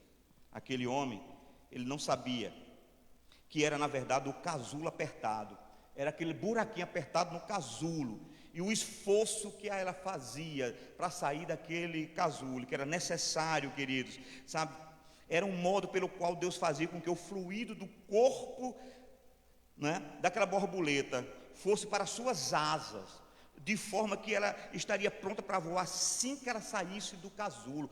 Tudo era preparado por Deus. Aquele buraquinho apertado em que apertava ela, e que ela precisava fazer, era para que o fluido fosse para as asas, para que ela pudesse voar. Então, queridos, qual é a aplicação que nós temos diante de uma ilustração como essa? É que às vezes, algumas vezes, querido, o esforço, a luta, a enfermidade é justamente o que nós precisamos em nossas vidas. É justamente isso que a gente precisa. O aperto é aquilo que a gente precisa. Se estiver difícil para passar pela abertura do casulo, tenha paciência. Se está difícil, tenha paciência, queridos. Não permita que estranhos, na intenção de ajudá-lo, termine cortando o restante do casulo e atrapalhe o seu crescimento, atrapalhe o que Deus tem para a sua vida, porque na história que Deus preparou para você tem um casulo apertado, que faz com que a seiva da fé, da gratidão brote para o seu coração, e você possa viver um coração grato a Deus. Sabe, queridos, Nós precisamos aprender a agradecer a Deus por todas as dificuldades, porque cada dificuldade tem um propósito em nossas vidas, assim como aquele casulo tinha para aquela borboleta. Um grande poeta escreveu o seguinte, nós conhecemos isso, né? Eu pedi forças e Deus permitiu ter dificuldades para me tornar forte. Eu pedi sabedoria e Deus me deu alguns problemas para resolver. Eu pedi prosperidade e Deus me deu cérebro, músculo e saúde para trabalhar. Eu pedi coragem e Deus me deu pessoas com problemas para serem ajudadas. Eu pedi favores e Deus me deu oportunidades. Eu não recebi tudo que pedi, mas recebi tudo que precisava. Por isso, Senhor, muito obrigado. É isso que a gente precisa entender. Irmãos, vamos se agradecer ao Senhor por tudo. Não podemos viver reclamando, sabe, das tribulações. Pelo contrário, devemos lembrar novamente do que disse o apóstolo Paulo. Em tudo, dai graças, porque esta é a vontade de Deus em Cristo Jesus para convosco. Amém, queridos? Vamos orar ao nosso Deus. Nós queremos agradecer ao Senhor por tudo que o Senhor tem feito e permitido em nossas vidas. Deus, muito obrigado. Que tudo isso que nós ouvimos hoje acerca da gratidão possa permear o nosso coração. Por meio do Teu Espírito Santo, aplica em nós o ambar sagrado, ou melhor, a baga sagrada, para que quando vierem os intempéries, as amarguras, os azedumes da vida, possamos ter o nosso paladar refinado por gratidão, pela doçura da gratidão. Obrigado, Deus, porque o Senhor tem nos colocado como aquela borboleta. Cada um de nós tem um casulo. Tem um tempo certo de ficar encasulado, um tempo certo de sair, e por vezes nós ficamos em meio a um sofrimento que é necessário para que o fluido da graça invada o nosso coração e que possamos sair e sair bem, vitorioso, sairmos bem, sem precisar, ó Deus, rastejar, sem precisar, Senhor, sofrer. Por isso nos abençoa nessa noite, que a gratidão permaneça em nossos corações e que possamos viver esse versículo como prática da nossa vida. Em tudo dai graças, porque essa é a vontade de Deus em Cristo Jesus para convosco. Muito obrigado, em nome de Jesus, amém. Meus amados irmãos, depois disso tudo nós queremos agradecer a Deus, mas não poderíamos sair daqui sem ouvir a nossa irmã Gorete. Gorete, nós temos aqui esse momento. Queria que você ficasse muito à vontade, não se preocupasse, nós temos até meia-noite hoje, fique à vontade, queremos ouvir você. Mas eu sei que o seu coração tem gratidão a Deus, então quero convidá-la a vir aqui agora para expressar sua gratidão ao Senhor.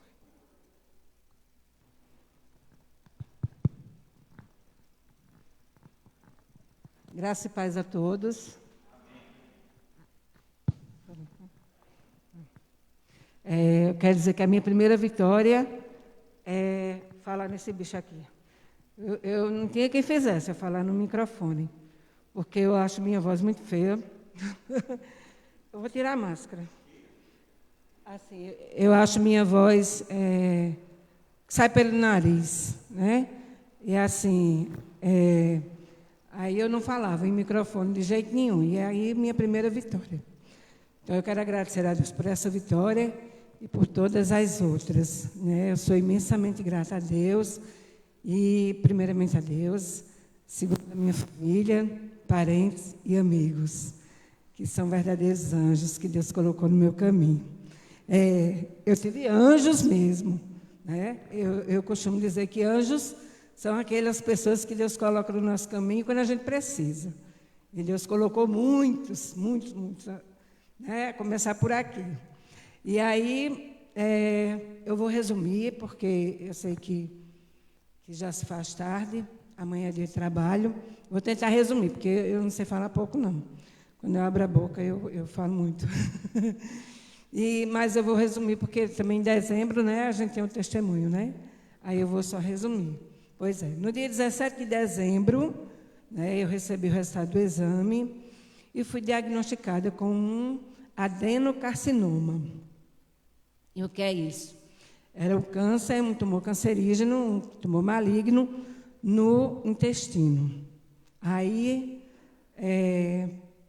quando eu recebi o resultado, foi numa quarta-feira, e aí, imediatamente, o resultado demorava a sair, e já ficando de noite, e chega na hora de vir para o culto, e eu já ansiosa, E aí, quando saiu o resultado, eu tirei a foto, mandei para Raquel. Raquel, vamos começar uma nova batalha. Aí ela disse, vamos, só que nessa batalha o general não entra para perder. O general é Cristo, né? Ele entra para vencer. Então, aí eu sei que eu vim para a igreja, e eu me lembro muito bem que quando nós chegamos, Tiago estava lendo Salmo 23, né? Onde diz, se eu passar pelo vale da sombra da morte, não temerei mal algum, né? Porque Deus está comigo, né? E ali já veio me fortalecendo. Detalhe, quando eu recebi o resultado do exame, o meu problema, assim, a minha preocupação não era o câncer, era como eu vou passar isso para os meus filhos e meu irmão, né? Porque, para mim, eu já até esperava, vou ser sincera, eu já até esperava. Porque quando eu fiz a colonoscopia, que precisou de uma biópsia, eu já peguei o resultado da colonoscopia, já fui para o Google, já pesquisei, já vi que 99% era para ser uma doença maligna. E aí eu já comecei a me preparar, né? Aliás, eu já me preparava antes, porque uma vez eu conversando com a Raquel, 1 ano antes, eu dizia, Raquel, eu não sei por que, Raquel, mas eu tenho para mim que eu vou ter câncer. Talvez seja porque minha mãe morreu de câncer, né? E dizem que é uma doença hereditária, e a gente sempre fica esperando também ter a doença, né? Mas aí, eu disse, como eu vou passar? Raquel, a testemunha que eu dizia a ela, Raquel, o problema não é eu estar com câncer, o problema é como eu vou passar para meus filhos e meu irmão. Aí ela disse, mas Deus vai dar um jeito, vamos orar, vamos colocar em oração, e Deus vai dar um jeito. A palavra do pastor nessa noite foi ansiedade, nessa quarta-feira. E ele falando, entre outras coisas, que muita gente era ansiosa, se planejava muito, e às vezes tinha agenda até do ano inteiro, já preparada, já tudo ali escritinho, né? Aí depois veio a pandemia e né? Desestruturou tudo e tal. Aí ele dizendo, quantas pessoas, né, têm sua vida organizada, vai em tudo certinho, mas aí vai ao médico e recebe um diagnóstico, né, de uma doença que não tem cura. Aí, e ele ia falando, e parece que aquela mensagem todinha, tudo que eu vim para a igreja era para mim, né? Eu sei que eu saí daqui fortalecida, mais ainda, né? E quando eu cheguei em casa, aí no outro dia, Raquel foi comigo ao médico, e foi muito engraçado, porque a gente saiu, não estava chovendo, não era Raquel. A gente saiu, não estava chovendo, a gente foi na van e tudo. Quando a gente saiu do médico, aí uma chuva, e a gente saiu na chuva correndo. Pegamos a primeira van. Detalhe, a van tinha um som belíssimo, mas era toda furada e molhava a gente. Era um ralo. E a gente ria, e a gente conversava, e entrou uma mulher grávida, e a mulher reclamava, dizia que não queria pagar, não era nem para ela pagar a passagem, porque ela se molhou todinha, e molhou documento, não sei o quê. Eu sei que nós viemos rindo de lá até em casa, com essa van. E eu pensei assim, meu Deus, amigo é amigo mesmo, porque o carro que Raquel anda, um carro super confortável, e ela abriu mão de andar nesse carro para andar comigo nessa van, se molhando na chuva. Então, é assim, amiga é para aquelas horas mesmo. Eu sei que cheguei e eu convidei Raquel e Juarez para irem em casa à noite para contar aos meninos da doença, né? Eu disse que vocês contam com jeitinho, só que nem foi preciso. Quando eu estava na cozinha, e a Elson chegou e disse, aí, mãe, o que é que deu os exames? Aí eu disse rindo, o que é que deu? Que vai ter que operar. Aí ele disse, é mesmo? Eu disse, vai ter que operar e logo, porque é um câncer. Aí ele, um câncer? Eu disse, é um câncer no intestino. Mas tem cura. Tem cura, porque o médico disse que ele está lá, o tumor, então ele vai tirar o tumor, vai tirar as margens, e aí dá para curar, porque não chegou ao reto. Se tivesse chegado ao reto, então eu teria que fazer uma colostomia, né? Colostomia, aquele que bota a bolsinha. Ele disse, aí seria pior, porque a senhora teria que fazer quimioterapia antes, radioterapia, para poder fazer a cirurgia.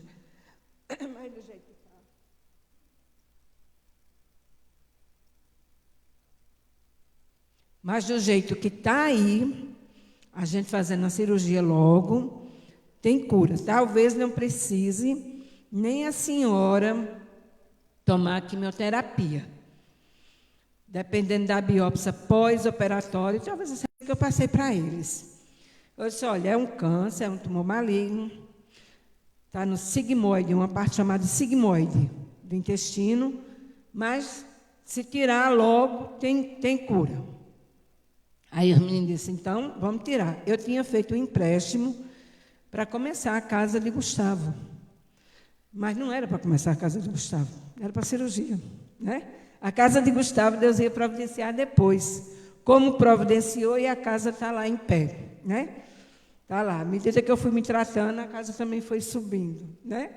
E aí, quando eu disse a Gustavo, ele disse, não, mãe, então, pega o dinheiro e vá fazer sua cirurgia. E tinha exame caro, e como tudo era muito apressado, eu tinha que fazer tudo particular. Eu sei que ainda fui em Socorro-Tião, e ela prontamente mandou os meus exames para a Secretaria de Saúde, e a oncologista que eu poderia arrumar com 15, 20 dias, com 8 dias eu já estava encaminhada para uma oncologista muito boa, doutora Daniele Brito, e aí com 8 dias eu já fui para essa oncologista, aí já tinha feito os exames, eu sei que no dia 17 de dezembro, foi 17 de dezembro, eu fiz a cirurgia. O resultado do exame foi antes. Não me lembro direito do dia, não. Sei que 17 de dezembro foi o dia que eu fiz a cirurgia. Dia 18 de janeiro já estava tomando as quimioterapias. E aí, quando a doutora disse que seriam 18 sessões, 3 ciclos, cada um com 6 quimioterapias, após cada 6 quimioterapias, eu teria um intervalo de 2 semanas, e aí eu começaria outro ciclo, né? E aí, quando eu saí do hospital com o Gustavo, que cheguei em casa, os meninos já sabiam tudo que eu ia fazer, que o Gustavo já tinha passado tudo pelo WhatsApp, já tinham feito a conta, eu já ia terminar em junho. Aí eu só vou começar dia 18 de janeiro e vou terminar, aí eles em junho. Eu disse, vocês já fizeram a conta, já tinham feito a conta. Mas as coisas não é como a gente... né? A gente faz. E ele fala de Robson Crusoe, parece que era sexta-feira o nome do boneco. Eu, de certa forma, eu fiz como Robson Crusoe. Né? Eu disse, não, é câncer, mas aí eu não vou olhar para o câncer. Eu agradeço a Deus por ele ter sido onde foi, né? Ainda ter lá, não ter descido, não ter chegado ao reto, e ainda ter chance de cura, né? É tanto que quando eu me operei, que fiz a biópsia, não tinha metástase nenhuma, que essa é outra palavra, que quem tem câncer tem medo, é a tal da metástase. Não tinha metástase nenhuma, foram tirados 41 linfonodos, mas só um estava contaminado. E por causa desse que eu tive que fazer a quimioterapia. E a doutora disse, está vendo aí, ó, por causa de um, todos pagam. Mas ainda bem que no reino dos céus não é assim, né? Cada um paga por si mesmo, né? Então, eu fiz a cirurgia e aí comecei as quimioterapias e tudo certo para terminar em junho. Glória a Deus e as orações, né, dos amigos. Eu recebi muita força de muita gente.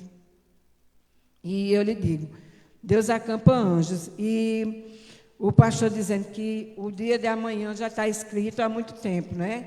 E Deus providencia tudo. Tem coisa na minha vida que está acontecendo hoje, que eu tenho certeza que Deus providenciou há não sei quantos anos atrás, né? Porque Deus não se surpreende, né? Ele não é pego de surpresa.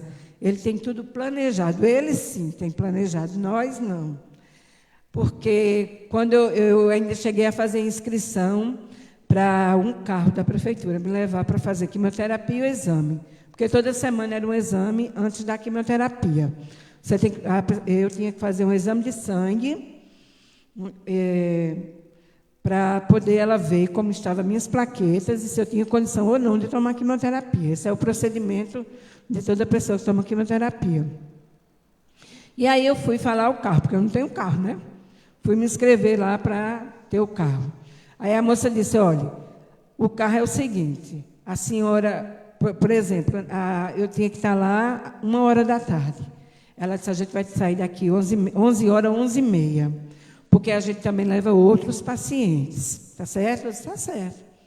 Aí ela disse, e no exame também, a senhora tem que sair antes, por causa dos outros pacientes, que é um carro para muitas pessoas, né?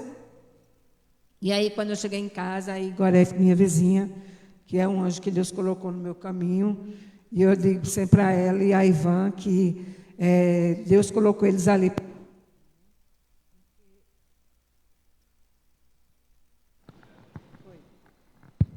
Aí eu digo assim, porque a casa, quando ele foi comprar, o rapaz estava pedindo, eu não me lembro se era 15 ou 17 mil. E ele dizendo a mim, Gorete, sabe quanto eu tinha? Aí eu disse, né? Ele disse, eu tinha R$1.000. E eu comprei a casa. Eu sei que ele fez um acordo lá com o rapaz, e o rapaz disse, tranquilo, me deu os R$1.000, e o resto a gente desenrola. Eu sei que ele tinha um irmão pedreiro, o rapaz queria fazer uma casa, ele comprou material, o irmão dele construiu a casa, e assim ele comprou a casa. E eu digo que isso foi providência de Deus, para que eles cuidassem de mim. Aí, quando eu cheguei, Gorete é muito atenciosa, tanto ela quanto Ivan, são meus vizinhos. Aí ela disse, Goiás, aí eu contei tudo para ela, né? Já fiz minha inscrição, o carro vem pegar e tal. Ela disse, Gorete, quantas vezes por semana você vai? Eu disse, uma vez, toda segunda-feira, uma vez por semana, e um exame uma vez por semana. Ela disse, vá, cancele o carro, porque Ivan é quem vai lhe levar. E assim foi. Foi. Toda sexta ele me trazia aqui para fazer exame, né? Eu poderia fazer em Campinas, mas sairia mais caro. Como o exame hemograma custava R$12, eu disse, é mais barato eu ir para Queimadas. Então eu vinha aqui, com ele me trazia, eu fazia o exame, e na segunda-feira ele me levava. Toda vez era assim. E assim foi por todo o tratamento, né? Só agora no finalzinho, glória a Deus, Deus abençoou ele com o emprego. E aí, a última quimioterapia, o último exame que ele não pôde ir, mas até lá, ele foi quem me levou e me conduziu. E eu fui tomando as quimioterapias, né? E assim, as minhas reações tinham um enjoo, mas estavam sendo boas, né? E eu comentava com o Miriam, nem parece que eu estou tomando quimioterapia, porque apesar do enjoo, eu conseguia fazer a comida de casa, né? E Gorete sempre com aquele cuidado. Aí, quando foi na 10ª quimioterapia, aí eu tive uma reação bem forte, bem ruim mesmo, né? Com diarreia, com vômito, né? Aí Gorete sempre me abastecendo com suco, com vitamina, com sopa, com... Detalhe, cada quimioterapia que eu ia, quando eu estava na quimioterapia, ela ligava, Gó, tu quer jantar o quê? Diz aí para eu fazer, sabe? Quando não era ela, era a Aline. A senhora quer jantar o quê, dona Gorete? Diga aí para a gente fazer. E era assim, de todo lado vinha o cuidado, o zelo, né? E aí, quando foi na 10ª quimioterapia, eu tive ruim, aí eu pedi oração, e eu via toda vez no culto, Juarez falando, vamos orar para nossa irmã Gorete, para que ela passe bem no último ciclo e tal, porque eu achava que ia ser muito forte, né, o último ciclo. E aí, no meio do caminho, tinha uma Covid, né? Que a gente pensa que foi uma coisa ruim, mas não foi. Foi ruim sentir a doença, foi ruim porque minha família toda adoeceu, foi ruim porque a Covid, eu comparo ela com a lepra, né? A lepra isolava as pessoas, Covid também, né? A Covid não lhe dá direito de, se você morrer, ter um sepultamento, ter um velório decente, ter um velório, não ter um velório, né? Seus parentes não podem visitar, o médico é quem liga para os parentes, porque você não pode ser visitado, né, por conta da contaminação. E eu assemelhei, né, muito a Covid e a lepra. Aí você está doente em casa, as pessoas não podem lhe acudir, porque corre o risco de se contaminar, não é? Não pode lhe ajudar a arrumar uma casa, não pode lhe ajudar numa comida, não é? E é assim. Aí, quando eu tomei a vacina, no dia 27 de maio, no dia 31, testei positivo. Dia 31 de maio, testei positivo. E aí eu já mandei um recado para a Gorete. Gorete, não mande mais nada para a minha casa, assim, de comida que ela mandava, né? Que ela tinha o cuidado de eu comer feijão novo. Todo dia ela cozinhava feijão, por conta de Esté, e ela mandava para mim também. Aí eu disse, não mande mais nada, porque eu estou com Covid. E a nossa preocupação era com Esté, com o menino, e com eles também, né? Aí, mas ela não deixou de mandar. Ela mandava do mesmo jeito. Ela mandava tudo, aí eu disse, então vamos fazer assim.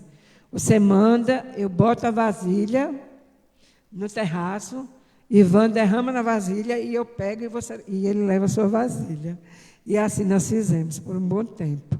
Eu sei que foi ruim, que todo mundo em casa adoeceu, né? E eu com medo do gordinho adoecer. A preocupação, além da minha doença, era com Miriam, que estava lá em casa, né? E Miriam passou ruim, assim, de falta de ar mesmo. Com a Aline, porque a Aline adoeceu, mas, de certa forma, ficou dando suporte. Ela, quem fazia a comida, mandava lá para casa. Ia levar, porque Gustavo também adoeceu. Gustavo tinha que cuidar das coisas da construção. E o pedreiro pediu uma coisa, Gustavo tinha que comprar, tinha que providenciar o café. E ele é quem trazia o café. Eu sei que quando ele caiu, a Aline ainda estava de pé. Deus providenciou que quando a Aline caísse, ele já estivesse de pé. O deles foi curto, né? Aí, eu sei que passamos pela Covid. Eu fiquei 5 semanas sem tomar quimioterapia. E quando eu fiquei boa antes. Só que eu ia fazer o teste e dava positivo. E eu não entendia por quê, né? Eu estou boa, eu estou bem. Aí, sei que fiquei boa. Aí, 2 semanas, eu vim com fome voraz, me alimentei muito, tudo. Fui fazer o exame, fiz particular. Aí, pela leitura do exame, era através de números, e a gente não entendia. E, assim, o Everson leu e disse, mãe, por isso aqui eu estou vendo que está positivo. Não é possível uma coisa dessa. Eu estou bem, não estou sentindo nada, estou comendo. Parecia um esmeril da França. E esse exame dando positivo? Mas tinha um motivo. Aí, quando eu recebi o exame, aí depois eu liguei para a doutora. Eu disse, olha, aí quem me atendeu foi o enfermeiro. Ele disse, eu vou conversar. Eu disse, olha, eu estou assim, estou bem, estou comendo, não estou sentindo nada. E o exame deu positivo. Ele disse, eu vou falar com a doutora. Aí falou com a doutora, aí ela disse assim, ela disse que você viesse na quarta-feira para mostrar o resultado do exame a ela e ela conversar com você. Quarta-feira. Minhas quimioterapias antes eram na segunda. Aí eu fui. Quando eu cheguei lá, ela disse, seu IgG está ótimo, está de fazer inveja. Não, aqui não tem mais Covid, não. A senhora quer tomar quimioterapia hoje? Aí eu disse, quero. Ela disse, vai ser hoje. Aí ela disse assim, eu disse, doutora, eu tomava na segunda, porque meu menino não tinha aula na segunda, podia me levar. Aí ela disse, se a senhora quiser ficar tomando na segunda, a senhora vai ter que esperar outra segunda. Eu disse, não. Deixa na quarta mesmo. Ela pegou o calendário e começou a anotar. Sim, detalhe. Antes, quando as pessoas... Como é que você está? Eu estou bem, graças a Deus estou bem. Dia 21 de junho, se Deus quiser, eu termino minha quimioterapia. Dia 21 de junho, eu termino minhas quimioterapias. Aí eu dizia a todo mundo, né? Bem antes, já estava tudo lá no calendário. Eu fiz até um calendário, foi e mandei para a Raquel. Ó, já tudo anotado, com os datas, se tivesse feriado do carnaval, como seria, se não tivesse, que data seria. Já botei o número lá, ansiedade, né? Aí, quando ela fez, ela disse, pronto, dona Goethe, dia 21 de julho, a senhora termina. Numa quarta-feira, dia de culto, né? Aí eu disse, beleza, quarta-feira. Por isso que estava dando positivo, era para adiar até chegar na quarta-feira para ir para o dia 21 de julho. Quando eu dizia assim, depois eu fiquei pensando, às vezes eu fico divagando. Aí eu ficava pensando, depois disso eu fiquei pensando, eu dizendo ao povo, dia 21 de junho, eu acho que Deus lá de cima dizia, coitada, mas inocente, sabe de nada, inocente. Quem diz a data sou eu, né? E aí foi dia 21 de julho, na quarta-feira, hoje, né? E aí, glória a Deus, e assim, só motivo de agradecer, né? E a gente sente um alívio muito, assim, o CEA, ele é um índice que mede a tumorização, né? É como se me diz o índice do câncer. Eu comecei com 0, alguma coisa e estou em 1,66. É bom ou é ruim? É relativo. 0, alguma coisa é muito melhor. Ele vai aumentando até chegar ao 5. O 5 é perigoso. Mas o 1,66, ela disse que não é coisa, quer dizer que tem metástase, nem pode ser benigno, né? Ela disse, não, isso aqui não tem que se preocupar, não, né? Mas eu tenho muito que louvar a Deus e agradecer, né? E dizer assim, agradecer aos irmãos. Muita gente orou por mim, teve gente que me ajudou financeiramente, teve gente que à distância, através de palavras, teve gente até que jejuou, né? Jejuou. A gente não vai dizer o nome, porque o jejum é sagrado, é uma coisa... mas teve irmão da igreja, que além de orar, orou e jejuou, né? Então, assim, é só gratidão. No dia que teve o culto, no dia que teve o seminário, eu já sabia que estava, Sandra pediu oração, o pastor pediu oração, e eu não disse logo que era um câncer no intestino. Por quê? Porque meu irmão não sabia, e eu não queria que ele soubesse através de outras pessoas, e como tem pessoas aqui da igreja que o conhecem, eu tinha medo de comentarem assim, sem maldade, né? Mas, rapaz, agora vai se operar, não sei o que lá, assim, sem maldade. E ele ter aquele impacto, né? Porque eu fiquei moendo. Ele só veio saber que eu estava com câncer quando eu ia começar a minha quimioterapia. Eu ia começar como se fosse amanhã, hoje. Aí ele veio e eu conversei com ele, disse tudo, né? Aí, pronto. Aí ele ficou sabendo. Mas eu tinha muito receio por ele, né? Porque ele tem uma maneira particular de receber as notícias ruins, né? E assim, o que eu quero dizer para os irmãos é assim, é que orem muito, orem sempre, orem por vocês, orem como intercessão, porque na hora que a gente está doente, a gente quer orar e não pode. E eu me lembro do pastor e de Raquel, que sempre dizem que a gente tem que ter uma reserva de oração, porque tinha hora que eu queria orar, mas eu não conseguia, eu me deitava e começava a orar, ali mesmo eu dormia. O remédio não deixa, o incômodo não deixa, né? Tem outros detalhes da cirurgia que eu vou contar no testemunho. Não vou contar agora para não, porque já se faz tarde, né? Mas o que eu quero dizer para os irmãos é que orem. Orar é a nossa ferramenta mais forte, é aquilo que nos fortalece, é aquilo que nos aproxima de Deus, viu? É aquilo que nos fortalece mesmo, é como a borboleta lá no casulo, né? Ela fazendo aquela força para sair, ela estava se fortalecendo suas asas, né? Mas alguém impediu que ela se fortalecesse. Nós temos que passar pelo casulo. A pastora Thalita, ela costuma dizer que Deus fala conosco através das pessoas, através da Bíblia, né, da sua palavra, e através da dor, né? Então, que conversemos com Deus, que nos aproximemos de Deus, que aprendamos a ouvir Deus através da sua palavra, através de outras pessoas. E se tivermos que passar pela dor, para Deus falar conosco, que estejamos fortalecidos, né? Não existe um porquê em nossa vida, existe um para quê. Para que aconteceu isso comigo? para que através de mim eu possa fortalecer outras pessoas, eu possa dar testemunho, eu possa glorificar o nome de Deus, não é? Eu possa exaltar a meu Deus e mostrar, sim, que Ele faz. Não é aquele Deus que curou a lepra lá no Antigo Testamento só, não. Ele continua curando hoje. Agora, Ele tem que lhe curar para provar que existe? Não, não tem. Ele não precisa me curar do câncer para provar que Ele existe para mim. Ele existe, pronto. Né? Está aí a natureza, está aí tudo que Ele faz. Né? Eu sou merecedora? Nem um pouco. Nem um pouco. Eu não sou merecedora. Talvez eu seja merecedora do câncer. Mas da cura? Não, não sou. Mas mesmo assim Ele cura. Certo?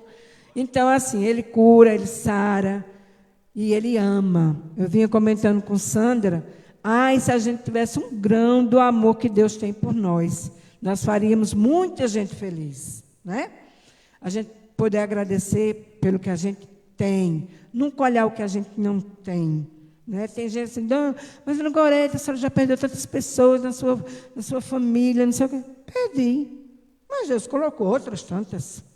Não é? Eu vou olhar para as que eu perdi? Não. Era propósito de Deus. Mas eu vou olhar para as que eu ganhei, não é? Que eu tenho crescido, que eu tenho espiritualmente, né? E eu não vou citar nomes, mas muita gente me ajudou. Eu não vou citar nomes justamente para não cometer injustiças, né?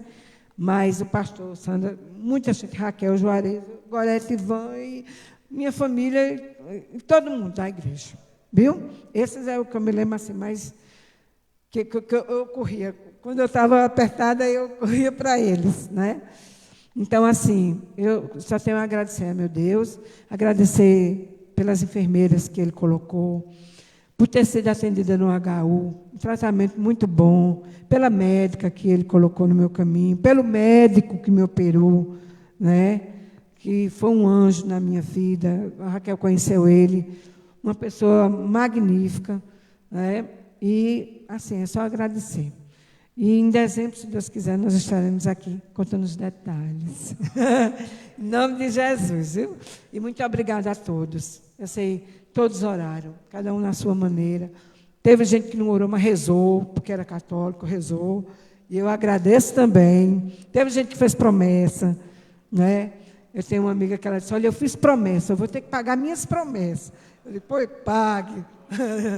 Mas, em nome de Jesus. E de agora em diante é só ter cuidado. Né? Continuará os exames, né? Para o controle, isso aí é de praxe. Mas aí Deus também vai me guiar até o fim, em nome de Jesus. E quando chegar meu dia de partir, eu partirei com prazer, porque a gente vai se encontrar com Deus. Então pronto, morrendo ou vivendo é lucro. Tudo é lucro na vida da gente, quando a gente tem Deus. Amém?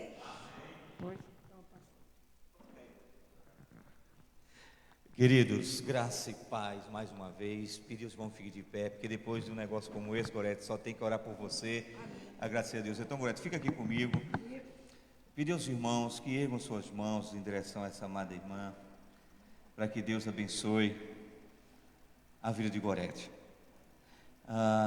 Irmãos, a nossa gratidão a Deus, que trouxe Gorete de volta. E como ela disse, no dia que o Senhor ela requerer, é porque chegou o dia, mas enquanto não, nós vamos usar muito a nossa irmã por louvor da glória dele. Deus, eu quero agradecer ao Senhor por tudo que o Senhor fez e continua fazendo na vida de Gorete. Obrigado, Deus, porque a expressão de gratidão está no coração da tua filha. E como ela disse, ela não é merecedora de nada. Ela foi muito cirúrgica quando disse que o que nós merecemos é a culpa, é a morte, é a perdição, mas é a tua graça que nos tira de tudo isso.